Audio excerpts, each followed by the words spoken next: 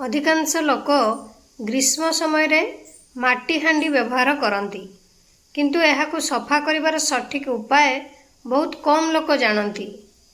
जदि आपण मध्य हांडी को किपरि सफा करिवे जानती नहीं ताहले चलंतु आजिर वीडियो आपणक पई। ताहले चलंतु आरंभ करिवा। गुड आफ्टरनून आपण समस्त मो तरफ नमस्कार। आशा करछि आपण माने समस्ते भलरे थिबे, मु भी भलरे अछि। चलंतु वीडियो आरंभ करिवा।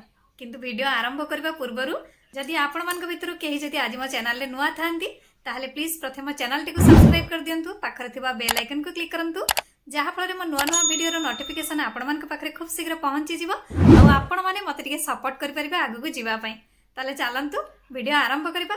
किंतु हां जो जल को प्राकृतिक भाव में ठंडा रखिबा पई माटी पात्र एक उत्तम विकल्प। एक माटी पात्र रे थिबा जल केवल ठंडा नुहे, माटीर गुण जोगु यार प्राकृतिक स्वाद मध्य रही थाए। केवल एतिकी नुहे, स्वास्थ्य दृष्टि फ्रिज रु पानी पीवा अपेक्षा हांडी रु पानी अधिक लाभदायक अटिए। किंतु सुरक्षित भाव में हांडी जल पीवा पई नियमित सफा करने अत्यंत गुरुत्वपूर्ण। कारण यह माटी रे तैयारी होइथिबारु हांडी रे जेकोसी जर्म जमा हेबार आशंका थाए। ताले चलंतु एबे जानिबा केमती आमे माटी हांडी को सफा करिबा। जेतेबेले आपण एक नुआ माटी हांडी किणुचंती, किणिबा परे प्रथमे यहा को भल भाबरे धोइबा जरूरी।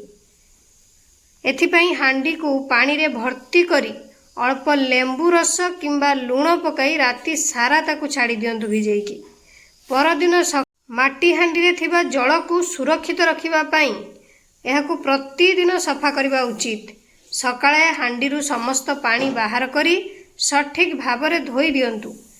सेथि पई आपण किछि उषुम पानी नियंतु, हांडी रे भलो भावरे देई ताकू हले हले धोई दियंतु। तापरे हांडी को उल्टाई दियंतु, खरारे सुखेई दियंतु। पुनर्बार ताकू जल संरक्षण करी सेतरे पियंतु। नहले सप्ताह रे थरे हांडी रो भलो भावरे सफा करिबा आवश्यक। हांडी को एथिपई आपण बेकिंग सोडा यूज करि परिबे।